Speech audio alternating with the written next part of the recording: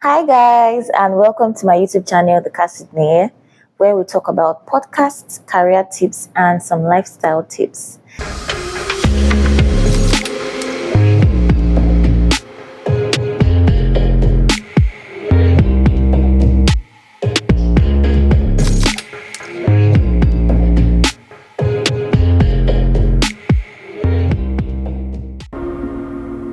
Today's episode, we're going to be talking about podcasting, how to start up a podcast, especially for beginners. If you're new here, please, you're welcome to the Cassid Nair channel. Do well to subscribe, share, and hit the notification button. Thank you so much once again. We're going to be discussing podcasting today, how to start up a podcast. For those of you that want to start a podcast this year, 2025, I'm going to be breaking it down to you, all the things that you need to do and all the things that you need to know to enable like a seamless startup for you as a beginner in podcasting. First, I'd love for us to have like a general overview on what podcasting is about before we delve into the main agenda for today. First, what is podcasting? Podcasting is basically the preparation and distribution of audio files known as episodes to a podcast host site using an RSS feed. An RSS feed stands for Real Simple Syndication. When this is done, it enables listeners to listen through a listening app or website. Along the video, I'm going to be explaining like listening apps and what we call host sites too as well. Why podcasts? How do we even listen to podcasts, honestly? Why do people want to start podcasts or start podcasting? Firstly, it is podcasting or podcast really helps us stay updated. You can get information from podcasts. You get motivated, you get inspired from listening to podcast episodes, and so on and so forth. And another thing, why people want to even start up a podcast, because it is easy to create, it's easy to distribute, it is regulation free, and it's on demand. Tell me why you want to start up a podcast this year, 2025. Let's get right into the main agenda for today. How do I get to start up my podcast? What are the things I need to do? Or the things I need to know before I start up that podcast I want to start up? Before I'm able to launch my episode on my podcast host site, what do I need to put in place? Because you must put these things in place to ensure a seamless publish and the rest of them. First things first, you need to have a podcast name. What's a podcast without a podcast name? You need to have a podcast name. You need to know your target audience. You need to know your podcast about, what your podcast is about. More like podcast introduction. What's your podcast niche? Where or what area are you tailoring your podcast to?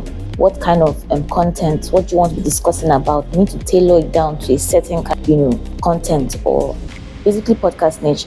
Then what kind of format you want to use? Is it solo format? Is it conversational? And so on and so forth. Let's start with having a podcast name. Having a podcast name is something that's very, very important as a podcaster to be. So you must have a podcast name. And mind you, it should be one that is catchy, creative, unique, not so ambiguous. Now, what you need to do in order to get a good podcast name. I know that sometimes, trust me, it can be overwhelming. You have to do a lot of scribbling and drafting just to get the right podcast name, but trust me, it's going to pay off in the end. First things first, I think you need to brainstorm widely. Be open-ended. You need to brainstorm widely and play around with words around your topic of interest. First of all, you should have something that you desire to talk about. It's not just I want to start a podcast. You talk about what exactly. What do you want to do? What do you want to share to the world? What value do you want to give? Okay, what do you want to tell people about? Or what do you want to discuss on? So have something that's an area of interest. So play with words around that area of interest. It will help guide you're getting a podcast name. Secondly, consider your target audience. Words that will be appealing to them. If you're having your target audience as teenagers, as women, as men, or as adults, as old people, like aged people, or whoever the case may be. So look for words that will appeal to them, and so on and so forth. Then do your research. Make sure the name is unique so that you avoid trademarked names that are already used. Do your research, make sure they are unique. Now, you can also search for existing podcasts that relate to your line of interest.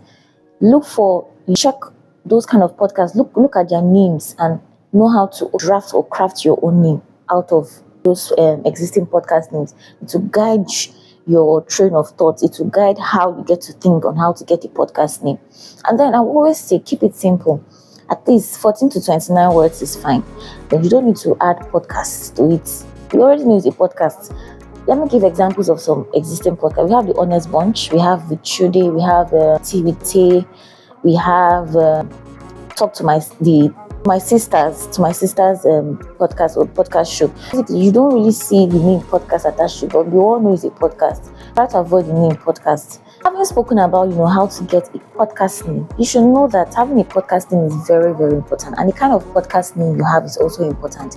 It matters because it connects your target audience to your podcast, and it provides the listeners with this first glimpse of, okay, what am I expecting from this podcast? So it's really, really important. Now, the next thing on my checklist is your target audience. Target audience basically speaks to the people, the set of people, or the age grade, people you want to relate your information to. So which set of people, what category of people?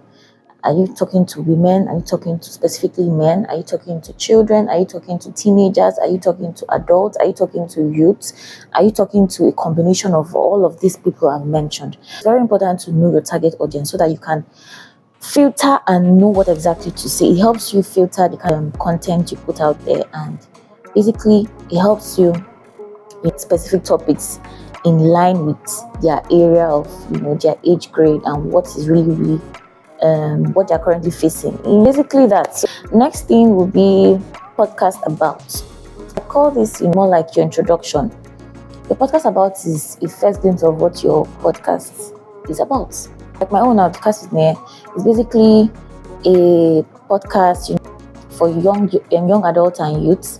It helps tackle the challenges of young adults and youth. We discuss the challenges that young people face, and we provide a pathway to self-development and improvement. So that's it. When people go to your podcast, what can they read? Okay, what's that first glimpse that they get to see? This is what the podcast is about. Just like if you want to watch a movie, a trailer, basically like the introduction, what to expect. What's the podcast? A holistic view of what the podcast is about. The next thing that you want to be talking about, the next thing you want to tick off your checklist is your podcast niche. And it's very, very important because this refers to a topic or area of interest that a podcast focuses on. Like I said initially, you need to have a niche. What exactly are you talking about? What area am I covering? What category am I speaking to or speaking about? So it's very important. My own niche is self-development and improvement. We could say like educational. It's an educational podcast. There's always something to learn or something to go home with. There are always major takeaways. It tailors the kind of content that you bring on your show. It tailors the kind of episodes you release. It tailors the kind of guests that you bring on your show. We have a lot of podcasts like niches, examples. We have people talk on health and wellness. That's their own niche. People talk on finance. People speak on self-development and improvement. Maybe people speak on politics, religion, and so on and so forth. So it could be anything. Just pick out one and focus on it. You can talk on areas or things relating to that topic. This can help people better understand the kind of podcast. So when they're looking for this kind of podcast, they know that this podcast focuses on this. It connects you to your target audience quickly. It's very important. The next thing you want to consider is your podcast format. What kind of format do I want you to deliver to my audience? We have the solo format, we have the conversational format, we have the interview format, we have the co-host conversational format. What I'm doing right now is solo format, basically. It's just I speaking. Just me speaking. People can decide to have podcasts they are just only ones that speak, nobody else. So that's the solo format. Then you can decide to have a conversational format. I think the Honest Bunch is a perfect example of a conversational format because there are like more than 2 persons. I think 4 persons, then plus maybe 2 guests or 3 more. It depends. They have like at least 5 to 6 people on a particular podcast episode, 5 or 6, depending on the amount of guests they have. As a conversational podcast, everybody's training their own idea, different people, different ideas, different thoughts, or what I think about this, or I think is this, as they're having a conversation. That's the conversational format. You might want to run your podcast that way or not. We have the co-host conversational podcast. When I have a co-host, I and somebody else, then maybe we might decide to bring maybe one more person as a guest. We are discussing as co-hosts co-host conversational. We are hosting the podcast episode and we are discussing. If you want to bring someone else on the show, sure, but it's basically like I and the co-host, so 2 hosts for that podcast episode. Then we also have the interview formats. That's like one-on-one conversation, one-on-one interview. When you're interviewing somebody, basically, so that kind of format. That's what I run on my own podcast. Over the years, I've been doing interview formats. Just I interview like one person, just one person. Then we get to share ideas and thoughts. Basically, that's that thing. You should also have a podcast logo. Canva is a very, very good place that can help you out with that. So you can go on Canva and then search, go and look for existing templates that can fit in. Choose your brand colors and make sure you stick with them. Look for colors that suit you, suit your personality, suit what you want to talk about. Basically, colors I know suit what your podcast, your person, and so on and so forth. Choose those colors and then play around with the designs. You can check for templates that can help you out. That's when you've gotten a podcast name, because you have to have a name. You'll be thinking of logo you want to do. That works. After all of this is done, after you have done all of the things I've mentioned, now the next thing to do is to settle for a particular podcast host site. Now, this host site help you to be able to register your podcast there. It gives you the opportunity to publish your episodes there, and then from there they help you distribute it to the other listening app, just like I mentioned prior when I was speaking earlier in the video. These podcast host sites are very important. We have a lot of them. Most of them are paid for. You need to pay for them. They have plans, could be basic or premium, and each of these plans, they come with benefits. Particular plan that you pay under or you register with or you buy, and each of them have opportunities or they have access to some basic things. But then they're also free ones. So those of us who cannot really afford the money and so on and so forth. I'm going to also be sharing the one that I use, a free app. We have Transistors, we have Buzzsprout, we have Spreaker, we have Captivate, we have Castos, and a couple of other ones. But I just have to mention these ones. All these ones I've mentioned, they are paid for. They're paid for, but there's one particular one that I'm using that's not paid for. It's a free one, and it gives you access to, you can publish, it distributes. It's just easy to navigate the interface. The user interface is quite easy. There's no stress in it. It's called the Creators app. It was formerly known as Anchor FM, formerly known as Spotify for podcasters, but now I feel like that's changed. It's now Creators app. So I don't know I don't know the next thing they're going to give it.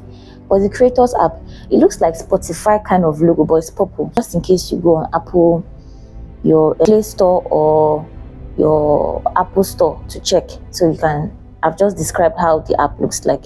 Probably maybe in the next video where I get to explain how to set up on Creators app, you'll not be left behind. So just go and download it and keep till I upload the next video. And when we talk about listening apps, when these host sites help you publish your episode. Now the listening apps, that's where people go to listen. You should have heard of Spotify, Apple Podcasts, Google Podcasts, Radio Public, Stitcher, Castbox, Tuning, Pandora, a lot of them. So those are listening apps. These help you listen to the podcast episodes that have been released via the podcast host site using an RSS, because it's an RSS feed that does all of that. That is what helps your podcast to be distributed to the other platforms, and even spreads it as far as beyond the walls of Nigeria.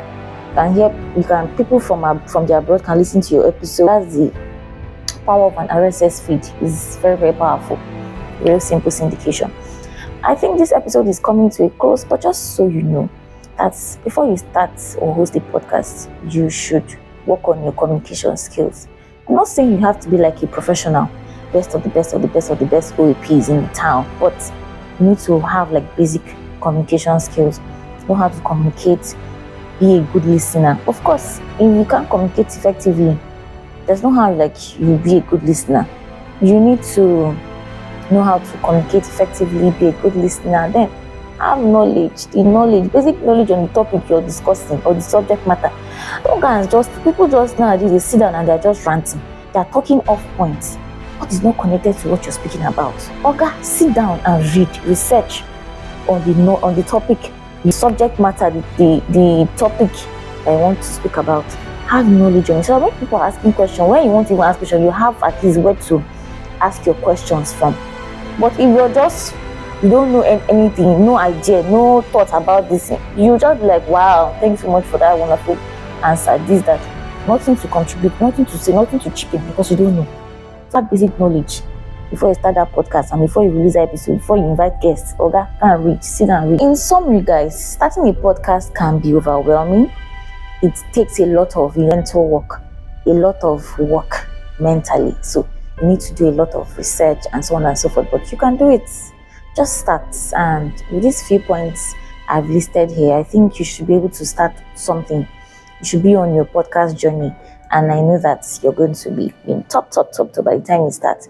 Just so you know that having a podcast name is very important, but what will keep you or make you still remain relevant is the value and what you share.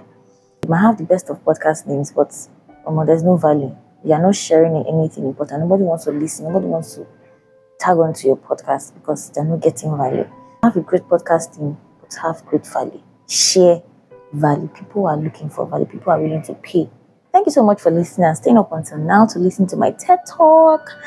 Till some other time, till we get to see and discuss like this again, please do all to like, subscribe, share this to anybody you know who wants to start a podcast this year, and hit the notification button. See you next time. Bye.